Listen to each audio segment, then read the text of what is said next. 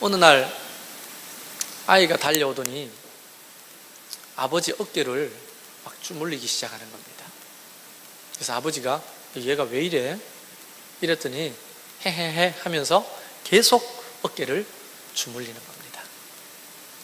아버지는 딱 눈치챘어요. 그 동기가 뭔지. 용돈이 필요한 거죠. 엄마와 딸이 운영하는 작은 꽃집이 있었습니다. 근데 5월 8일이 가까우니까 많은 사람들이 이 카네이션을 찾습니다. 정말 대목이었죠. 그리고 피곤한 몸을 이끌고 가게 문을 닫으려고 하는데 처마치에서 총각 한 명이 막 허겁지겁 뛰어와서는 카네이션 한 송이를 팔 수 있냐고 말합니다. 그래서 그 어머니가 먼저 아유 그럼요 하는데 이 총각은 자꾸만 그 주인의 딸을 힐끗힐끗 쳐다보는 거 아닙니까? 그래서 한참을 서서 꽃을 다듬고 포장을 하고 있는데 그 총각의 눈은 꽃에 가 있는 게 아니고 그 주인의 딸의 얼굴에 가 있는 겁니다. 이렇게. 다음 날 그 총각이 또 그 시간에 찾아왔습니다. 꽃 한 송이를 달라 하는데 그 눈빛이 그 딸에게 가 있는 거예요. 다음 날에도 오고 그 다음 날에도 오는 겁니다. 일주일 내내 그 꽃집을 이 총각이 방문하는 거예요. 그래서 엄마는 짐작합니다. 아, 이 총각은 꽃을 좋아하는 거구나. 그거예요? 동기가 뻔한 겁니다. 자기 딸에게 마음이 있는 거죠.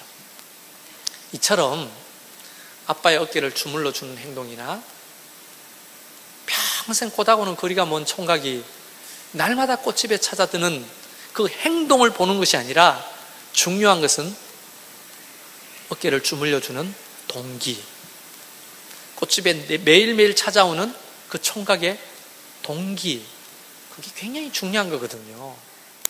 그래서 하나님은 말씀에 사람은 외모를 보거니와 하나님은 사람의 중심을 보느니라. 그 말 달리 말하면 사람은 행동하는 그 행위를 보지만 하나님은 그 행동하는 사람의 마음의 동기를 보신다는 겁니다. 그래서 신앙생활이라고 하는 것은 동기가 너무너무 중요한 거예요. 이렇게 말해도 과언이 아닐 겁니다. 진짜 믿음은 어떤 동기를 갖느냐다. 그게 진짜 믿음이냐 아니냐가 거기에 달려있는 거예요. 여러분, 2000년 전에 예수님을 따라다녔던 12제자들, 그 사람의 동기들을 여러분 좀 생각해 보신 적이 있으십니까? 3년 동안 따라다녔는데 성경은 이렇게 증언합니다. 배와 그물과 처자식을 버리고 주님을 쫓았더라. 대단한 결정이죠. 박수 받을 만한 엄청난 결단이었죠. 그러나 사실은요, 주님은 자기를 따르는 12제자들의 본래의 동기를 이미 알고 계셨습니다. 오늘 그 얘기를 좀 하려고 합니다.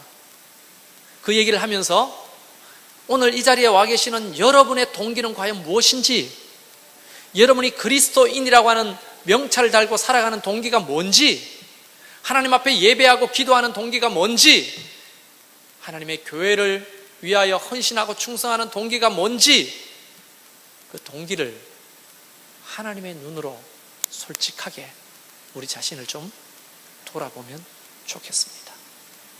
동기가 교정되면 믿음이 교정되고요, 삶이 교정됩니다. 12제자들 이야기를 좀 해봅시다. 그 중에 마태라고 하는 제자가 있었죠. 그의 직업은 세리였습니다. 여러분, 그는 생각했어요.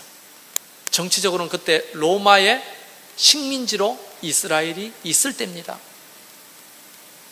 그러니까 이 마태가 어릴 적부터 힘도 없고 능력도 없고 살다가 이게 기회구나, 생각한 게 뭐냐면 내가 출세하고 돈 벌 수 있는 기회가 바로 로마의 앞잡이가 되는 거예요. 사람들이 말립니다. 그러지 마라. 민족을 팔아먹고 돈을 가지면 뭐 하겠냐? 사람들은 나한테 얼마나 손가락질 하겠냐? 그러지 말고 다른 직업을 구해봐라. 근데 마태는 마음에 이렇게 결정합니다. 난 돈이면 돼. 다 필요 없어. 그러고는 세리가 되는 겁니다. 사람들의 염려대로 사람들이 손가락질합니다. 매국노, 그 다음에 친로마파. 그런데 아랑곳하지 않았어요. 왜? 돈이 되니까. 그런데요, 돈을 많이 가지게 됐습니다. 그런데 어느 날부터인가 사람들의 그 손가락이 마치 화살처럼 가슴에 꽂힙니다. 아픕니다. 그는 일이 마쳐지면 쪼르륵 집으로만 갈 수밖에 없었어요. 왜냐하면 친구를 만날 수가 없습니다. 친구를 만나면 그들이 비판하는 그 소리가 너무나 큰 상처가 되는 거예요. 물론 자기가 선택한 길이기 때문에 어떻게 할 도리는 없지만 돈이면 다 될 줄 알았는데 그게 안 되는 거예요. 공허한 거예요.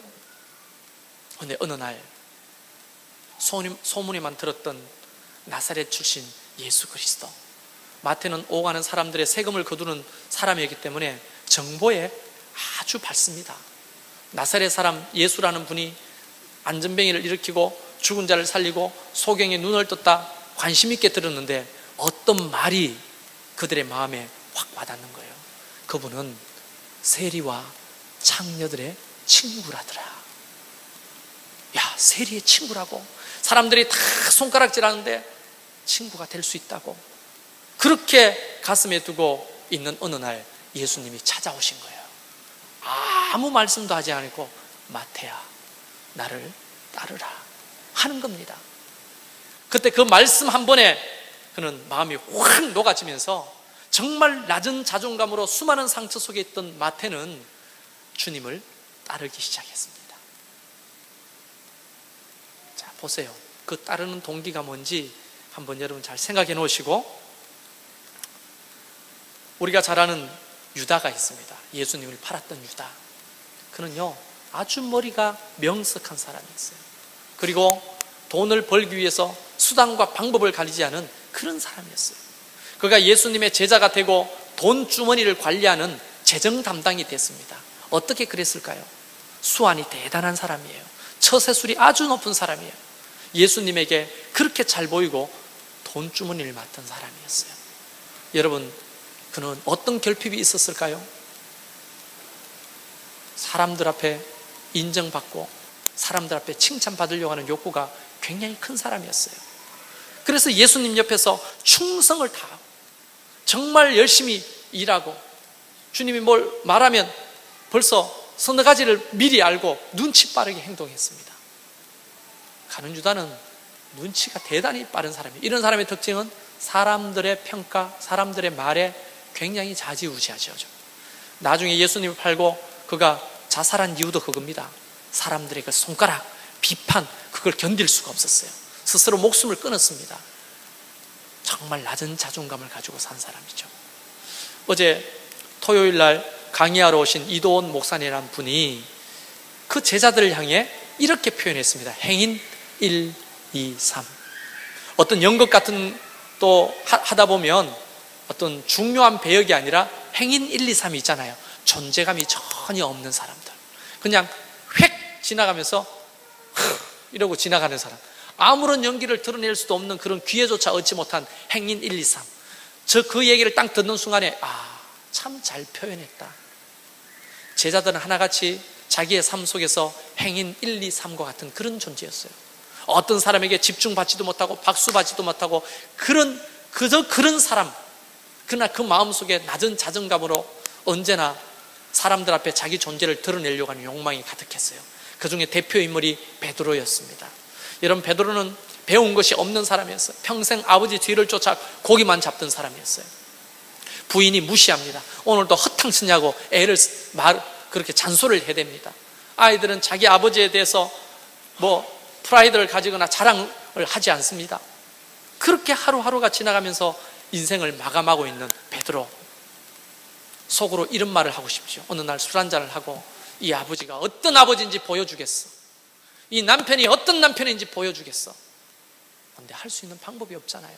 그래서 그가 가입한 곳이 어딘 줄 아십니까? 열심당원이에요. 열심당원들은 그때 당시에 어떤 사람이냐면 과격분자들이에요. 로마에 항거해가지고 수만 틀리면 가슴 속에 품고 있던 칼을 끄집어내가지고 그냥 행동하는 거예요. 마치 안창호, 윤봉길 의사와 같이 행동하는 민족주의자들이었어요. 왜 베드로가 거기에 가입했을까요? 그가 정치를 알았겠습니까? 정말 자기 민족을 사랑했을까요? 아니에요. 자기 존재를 드러내고 싶었던 거예요. 그뿐 아닙니다. 예수님의 어머니가 마리아거든요. 그 마리아에게 동생이 있었는데 그 동생이 살로메입니다. 그러니까 예수님에게는 살로메가 이모입니다. 이모. 그의 남편이 세베대거든요. 여러분, 예수님의 제자 중에 두 사람이 있는데 세베대의 아들들이에요. 야고보와 요한입니다. 그러니까 예수님의 이종 동생이에요. 야고보와 요한은. 근데 보통 하나님의 말씀을 보면 참 재밌는 말씀이 있는데, 그 중에 마가복음 3장 17절에 보면 예수님이 제자들을 불러가지고 야고보와 요한, 이종 사촌 동생들에게 별명을 지어주는데 보아너게라고 지어줍니다. 보아너게. 이게 뭔지 아세요? 우레의 아들들이라는 거예요. 성질이 괴팍하고 아주 막 괄괄한 사람들을 일컫는 말이죠. 그런데 그 두 사람은요, 어머니 살로메 앞에서는 꼬리를 감추는 강아지처럼 살았어요. 왠지 아십니까? 성경 이쪽저쪽 살펴보면 그 마리아는 참 여성스러운 이미지가 있잖아요. 근데 그의 동생 살로메는요, 아주 과격합니다. 치마를 입어본 적이 없어요. 멜빵 바지에 언제나 몸빼 바지 같은 걸 입고 괄괄하게 막 팔을 걷어붙이고 뭐든지 감당하는 여장부와 같은 사람이었어요. 이거는 추측일 뿐인데 세베대는 살로메에게 죽도 못 썼을 거예요. 얼마나 강한지. 실제로 가정의 주권을 살로메가 가지고 있었습니다. 예수님에게는 아주 과격한 이모였죠. 그런데 사실은 예수님의 행적을 쫓아보면 이 살로메가 따라다니면서 뒷일을 다 수발듭니다. 조카의 일을 다 수발드는 거예요, 살로메가. 근데 어느 날 두 아들을 데리고 오는데 그 야고보와 요한이 어른 아닙니까? 근데 엄마 뒤에 숨어가지고 졸졸졸 예수님 앞에 따라오는 겁니다. 이 사람들은 보나마나 마마 보입니다. 어머니한테 눌린 아이들은요, 밖에 가서 찍도 못 쓰고 이렇게 있는 것 같죠.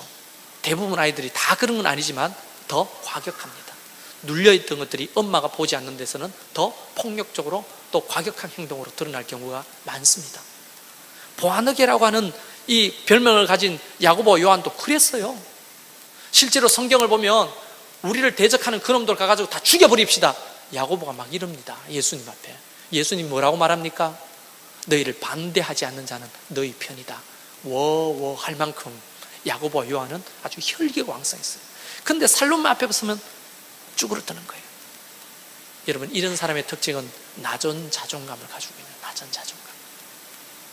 모든 결정이 엄마로부터 시작되는 거예요. 어느 날 살로메가 자기 두 아들을 데리고 와가 예수님의 앞에 뭐라고 말합니까? 마가복음 10장, 마태복음 20장 똑같은 기록이 거기에 나와 있는데요, 살로메가 이렇게 말합니다. 당신의 나라가 임할 때 우리 아들을 한 사람은 오른편에 한 사람은 왼편에 앉게 해 주십시오. 그러니까 야고보와 요한이 서로 눈치 보면서 이러고 있었겠죠. 그걸 본 10명의 제자들은 어떻게 반응했을까요? 성경에 이렇게 기록합니다. 마가복음 10장 41절에 10 제자가 그것을 듣고 야고보와 요한에게 대하여 화를 내거늘. 여러분, 이 말이 무슨 말입니까? 이놈의 새끼들이 위아래도 없냐? 그 자리가 네 자리란 말이냐? 내가 처자식 버려두고 배 버리고 건물 버리고 주님을 따르는 이유가 뭔 줄 알면서도 저놈이 부모 데리고 와가지고 저런다고 화를 내는 거예요. 베드로가 그런 게 아닙니다. 10 제자 모두가 그런 거예요. 점점점 예수님을 따르는 동기가 드러나고 있습니까? 없습니까? 그들은 자존감이 낮은 사람이었어요. 존재감이 없는 사람들이었습니다. 그들은 예수님을 만나고부터 자기 존재를 드러내고 싶었던 거예요. 정말 팔자를 바꾸고 싶었던 거예요. 그게 권력이었고 돈이었습니다. 목사님, 그건 너무 자의적인 해석이 아닐까요? 그건 목사님 생각이 아닐까요? 아니요. 성경에 분명히 또 하나 누가복음 22장 24절에 이렇게 증명하는데 이 말씀이 딱 그것을 얘기하는 거예요. 이렇게 기록합니다. 또라는 말은 자주 그랬다는 거죠. 또 그들 사이에 그중 누가 크냐 하는 다툼이 난지라. 예수님이 기도하러 가실 때마다 그들이 모닥불 앞에 둘러앉아가지고 이런 얘기를 했다는 거죠. 요즘 같으면 삼겹살에 소주 구워 먹으면서 형님, 그 버린 배 그거 남아있을까요? 야 임마, 그런 얘기 하지 마. 주님을 한번 따라보자. 저분 따르면, 저분이 왕이 되면 팔자 고치는 거야. 끝까지 그 배가 문제냐? 이런 얘기를 하는 거야. 형님 그럴까요? 야 믿어. 저분 하시는 거 봐. 안전뱅이 일어나는 거 봐. 귀신 떠나가는 거 봐. 야 지난번에 물고기 2마리 보리떡 5개 몇 명 먹인 줄 알지? 야 난 그때 진짜 놀랬다. 이분이 왕이 되면 이제 배고픈 걸 면하는 거야. 로마는 이제 저리 가라지. 가이사는 이제 완전 뭐라고 할까요? 하고 싶은 말이 나오는데 뭐 됐어? 막 이러면서 이 얘기를 하는 거예요. 그러면서 막 한잔 합시다. 그리고 주님이 저기서 오시는 거예요. 조용히. 그 동기를 감추고 있는 거예요. 근데 주님이 없을 때마다 형님이 우의정하세요. 이러면 가룟유다가 이렇게 말하는 거예요. 이거는 성경에 없는 얘기입니다. 제가 만든 얘기입니다. 가룟유다가 이렇게 말해요. 형님, 정치 그거 아무나 하는 겁니까? 머리가 있어야 돼요. 좋습니다. 우의정은 형님 하십시오. 비서실장은 납니다. 아시겠죠? 그러고는 누가 높으냐? 내가 그 자리에 한다. 이런 생각을 하고 있었던 자들이 살로메와 그 2 아들이 와가지고 청탁을 하니 화가 납니까? 안 납니까? 왜냐하면 불안했겠죠. 왜요? 살로메는 예수님의 이모잖아요. 이모가 하는 얘기를 예수님이 들어주면 자기는 뭐 돼요? 뭐 되는 거죠. 그러니까 불안한 거예요. 감추고 있었지만 그들은 예수님을 따르는 다른 동기를 가지고 있었던 사람들이에요. 예수님이 어느 날 야고보, 요한 데리고 기도하러 가셨는데 남은 제자들이 있는데 갑자기 어떤 아버지가 아들을 데리고 오는 거예요. 귀신 들렸어요. 그래서 제발 부탁입니다. 이 아들을 고쳐주세요. 예수님을 찾으니 없으니까. 그래서 이 제자들이 가만히 있어봐. 이거 어떻게 하더라? 선생님이 어떻게 하셨냐? 형님 내가 해볼게요. 사단아 물러가. 야 귀신아 떠나가.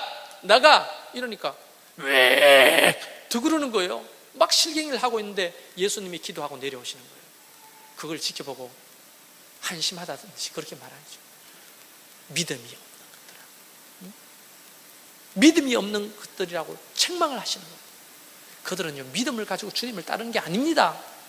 다른 동기가 있었어요. 존재감이 없던 그 인생을 예수님 따르면서 팔자를 한번 고쳐보고자 했던 거죠. 출세해보고자 했던 거죠. 그래서 베드로가 예전에 예수님 모시고 어디로 간 줄 아세요? 장모가 10병이 났는데 모시고 갔죠. 여러분 그 동기를 여기에 비추어서 보면 동기가 뻔해요. 장모님이 정말 사랑스럽고 정말 불쌍하고 안타까워서 예수님을 모시고 갔겠어요? 베드로 장모가 이랬던 거죠. 가까이 살았으니까. 가브나움에 가까이 살았거든요. 너 신랑이 도대체 왜 그러냐? 처자식 버려도 가는 게 인간이냐? 베드로 부인이 찔찔 짜는 거예요. 울면서. 베드로는 알았어요. 장모도 자기를 그런 데 대해서 손가락질하고 비판하는 줄. 그래서 예수님을 모시고 가는 거예요. 장모님, 내가 어떤 분을 모시고 왔는지 보세요. 아파 죽어가고 있죠. 내가 그냥 함부로 그냥 배를 버리고 처자식을 버린 게 아니에요. 다 장모님을 위하고 처자식을 위한 거예요. 조금만 기다리세요. 한복하면 내가 분명히 장모님한테도 박수 받을 거예요. 이런 동기로 가지고 예수님 모시고 갔어요. 예수님이 불쌍히 여기시고 그 10병을 꾸짖고 쫓아냈죠. 그때 그 장모가 예수님 앞에 고개를 조아리고 예수님을 수종들게 하는 거예요. 베드로는 다른 제자들도 마찬가지 주님을 따르는 동기가 처음부터 다른 동기였다는 거예요. 예수님은 그걸 다 알면서도 받아내시는 거예요. 급기야 감람산에서 기도하는데 제사장들과 군병들이 예수님을 잡으러 옵니다. 그 정보가 가룟 유다로부터 들었죠. 가룟 유다는 은 30을 가지고 도망가고 없을 때입니다.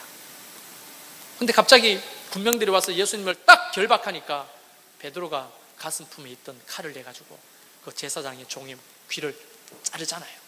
예수님이 말리면서 그 말고의 귀를 고쳐주시며 하시는 말씀이 금으로 오는 자는 금으로 망할 것이다.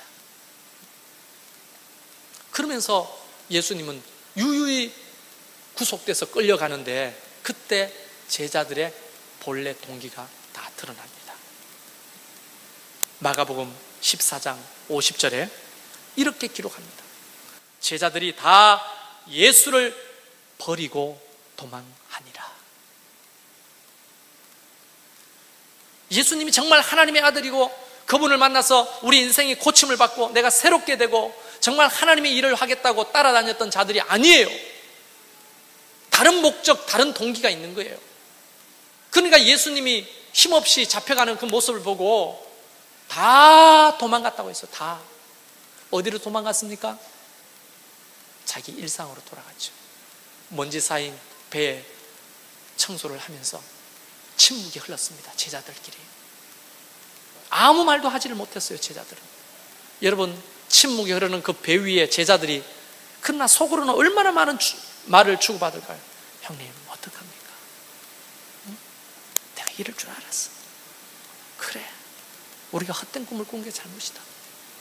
3년 동안 고기를 잡았으면 그 돈이 얼마냐? 그 실망과 절망, 응? 허탈감, 이런 것들 때문에 서로 말을 못하고 침묵만 합니다. 그리고 배를 몰고 고기를 잡으러 갔는데 그날따라 고기 한 마리도 안 잡히네요. 해가 푹 이렇게 떠오르는데 저 해변에서 누군가 얘들아 고기가 있냐? 이렇게 묻습니다. 그 목소리를 듣는 순간 베드로는 직감합니다. 그리고 겉옷을 입은 채로 물로 뛰어들어 수영해서 주님의 발 앞으로 기어나가죠. 주님이 모닥불과 조반을 준비해 놓고 이렇게 묻습니다. 네가 나를 사랑하느냐? 그걸 바꿔 말하면 이런 겁니다. 네가 나를 따르는 동기가 무엇이었냐? 그때 베드로가 이렇게 질문하는 주님 앞에 이렇게밖에 대답을 못하죠. 왜 이러십니까? 내가 주님을 사랑하는 줄 주께서 아시지 않습니까? 이 말을 바꿔 말하면 뭡니까? 내가 어떤 동기로 주님을 따랐는지 주님 아시잖아요. 그때 주님이 이렇게 선포합니다. 내 양을 먹이고 치라. 권력, 힘, 돈 이런 거 말고 하나님 나라에 정말 제자가 되고 사도가 되라. 네가 나중에 늙으면 네가 원하지 않은 곳으로 잡혀갈 것이다. 순교에 대한 예언이죠. 그들은 점점 동기가 바뀌기 시작합니다. 그리고 예수님이 수많은 사람들이 보는 앞에서 하늘로 올라가시면서 이렇게 말합니다. 성령이 너희에게 임하시면 너희가 권능을 받고 예루살렘과 온 유다와 사마리아와 땅끝까지 이르러 증인이 될 것이다. 네가 원하는 그런 동기, 출세, 너의 자존감을 회복하고 네 존재감을 드러내는 이런 인생 바뀌는 거, 이런 거 말고 하나님의 영광, 그것을 위해 살게 될 것이다. 봐라, 내가 세상 끝날까지 너와 함께 할 것이다. 그러고는 하늘로 올라가시고 그들은 한 곳에 모여서 열심히 예수님 말씀 붙들고 기도했는데 사도행전 2장에서 성령이 임하십니다. 그게 성령 충만함이거든요. 2장 4절에 보면 그들이 다 성령 충만함을 받고 성령이 말하게 하심을 따라 다른 언어들로 말하기 시작하니라. 그때부터 베드로는 수많은 사람 앞에 서서 예수님의 십자가와 부활을 증거하기 시작합니다. 급기야 그들은 가지고 있는 재산들을 팔아서 사도들 앞에 두면 사도들은 그것을 팔아가지고 가난한 사람들에게 나눠줍니다. 여러분 어떻게 된 거예요?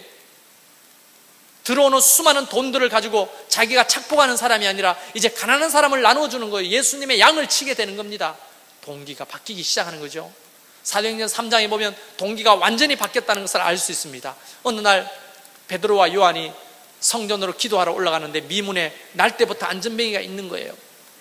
한 푼 줍쇼, 한 푼 줍쇼 하는데 베드로와 요한이 이렇게 말합니다. 나에게는 은과 금이 없다. 여러분 놀랍지 않습니까? 베드로와 요한, 모든 사람들이 예수님을 쫓았던 동기는 금하고 은 때문에 쫓았던 겁니다. 근데 나에게는 은과 금이 없다. 나에게 있는 것이 있는데 그것은 나사렛 예수의 이름이다 하고는 그를 잡아 일으키니 발과 발목에 힘을 얻었다고 했어요. 그때부터 베드로 외에 모든 제자들은 동기가 바뀌었습니다. 하나님의 영광을 위해서 살게 됐어요. 예수님의 정인의 삶을 살게 됐습니다. 그런데 어떻게 된 일이죠? 이런 설교를 하면 매력이 없죠. 그래도 돈을 좀 얻어야지, 권력은 좀 얻어야지, 예수님 따르는 게 별로 매력이 없네. 아닙니다, 여러분. 그들은요 다 얻게 됐어요. 여러분 오늘 성경 본문에 보면 예수님이 제자들에게 이렇게 말씀하십니다. 누구든지 나를 따라오려거든 자기를 부인하고 자기 십자가를 지고 나를 따를 것이니라. 여러분 자기 부인이 뭐예요? 저는 얼마 전까지만 해도 자기 부인 이거를요 이렇게 생각했어요. 내가 하고 싶은 거 안 하고 먹고 싶은 거 안 먹고 놀고 싶은 거 안 놀고 나를 막 억압하고 절제하면서 그래도 경건하게 기도만 하고 예배만 드리고 뭐 이렇게 사는 걸 생각했는데 깝깝하죠. 목사라도 깝깝한데 성도들은 얼마나 깝깝하겠어요. 이 말씀을 듣고 그 말씀이 아니라는 걸 알았어요. 동기가 다른 제자들에게 말씀하십니다. 야, 네 동기를 바꿔라. 그게 너를 부인하는 거다. 십자가를 진다고 하는 것은 바로 내 동기가 아닌 하나님의 동기로 그 일을 따르는 거예요. 동기가 바뀌면요 하나님이 다 주신다고 약속했어요. 그게 마태복음 6장 33절의 약속 아닙니까? 너희는 먼저 그의 나라와 의를 구하라. 그리하면 이 모든 것을 너희에게 더하시리라. 여러분에게 은과 금이 있어야 될 줄 하나님이 아시고요, 여러분의 자존감이 높아지고 사람들에게 존재감 있는 사람이 돼야 될 줄 아셔요. 그게 나쁜 것이 아닙니다. 잘못된 게 아니에요. 그러나 순서가 바뀐 거예요. 우리가 하나님을 따르는 게 온전히 하나님이 기뻐하시고 하나님의 영광을 위해서 하나님 앞에 예배하고 하나님의 몸된 교회에 충성하고 헌신하다 보면 다 얻습니다. 베드로가 어떤 사람이 됐습니까? 일대 교황이 일대 교황. 여러분 일대 교황의 명예가 얼마나 높은 줄 아십니까? 대단한 거예요. 대단한 거. 우리가 상상할 수 없는 그런 권세와 영광이 그에게 주어졌습니다. 그들은요 물질도 많이 풍요해졌어요. 막 성도들이 재산을 팔아가지고 돈을 가져왔으니 그 돈이 얼마나 많았겠어요. 근데 동기가 바뀌니까 그 돈을 착복하지 않고 가난한 사람들에게 나눠주기 시작하는 거예요. 하나님이 그 물질을 안 주신 게 아니에요. 줬지만 그들이 바뀌니까 그것을 더 거룩하고 위대한데 사용했을 뿐인 겁니다. 신앙이라고 하는 게 뭐예요? 동기가 바뀌는 거예요. 하나님이 기뻐하시는 동기로, 정말 하나님이 영광 받으실 만한 동기로 이 자리에 있기를 바랍니다. 그 동기로 하나님 앞에 기도하기를 바라요. 어떤 사람은 출세 때문에 하나님을 믿습니다. 우리 자녀가 잘 될 것 같아서 하나님을 믿습니다. 내가 하는 사업이 불안하니까 하나님 앞에 매달립니다. 어떤 사람은 병들었기 때문에 하나님 앞에 옵니다. 그래도 하나님 앞에 예배하면 그래도 뭔가 좀 나아질 것 같아서 주님 앞에 나옵니다. 어떤 형제들은 가정의 평화를 위해서 예배당에 끌려오죠. 여러분 그런 동기를 다 필요 없다고 말씀하시는 게 아니고 내려놓고 하나님이 기뻐하시고 원하시는 동기가 뭔지 보십시오. 그때 주님은 이렇게 말합니다. 천하를 얻고도 제 목숨을 잃으면 무엇이 유익하겠느냐. 제자들은 천하를 얻기 위해서 주님을 따랐죠. 그러나 주님은 천하를 얻을 수 있도록 하셨습니다. 동기가 바뀌니까. 사랑하는 성도 여러분, 시간이 많이 갔는데요, 저는 저와 여러분이 하나님을 예배하고 또 하나님의 몸된 교회를 충성하고 봉사하고 또 직분을 감당할 때 옳은 동기로 여러분이 서 있기를 바랍니다. 동기와의 싸움이에요. 신앙생활은. 여러분이 가지고 있는 그런 동기들이 잘못됐다는 게 아니고 우선순위가 있는 겁니다. 제자들이 3년 동안 잘못된 동기로 따라다녔을 때 주님은 알고서도 그것을 침묵하시고 성령이 오셔서 우리를 주장하시면서 그 동기가 바뀌게 되는 거예요. 그들의 삶은 정말 존재감 있는 삶이 된 거예요. 수많은 사람들이 우리를 보고 존경하는 자리에 올랐었습니다. 수많은 영광과 권세를 얻게 됐어요. 사람들에게 박수받게 됐어요. 2000년이 지났는데도 그들의 이름이 온 인류에게 선포되고 증거되고 있잖아요. 그런 영광스러운 삶은 여러분의 동기에 달려 있는 겁니다. 같이 기도합시다.